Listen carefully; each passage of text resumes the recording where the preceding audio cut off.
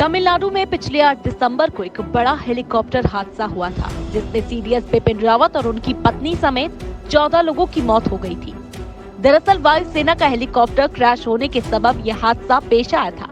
अब करीब 1 महीने के बाद इससे जुड़ी बड़ी खबर सामने आई है। सीडीएस बिपिन रावत की मौत से जुड़े कई सवाल खड़े हुए थे, जिसके बाद जांच के लिए कोर्ट ऑफ इंक्वायरी का गठन हुआ था। अब इस इंक्वायरी की रिपोर्ट में एक बड़ा खुलासा हुआ है।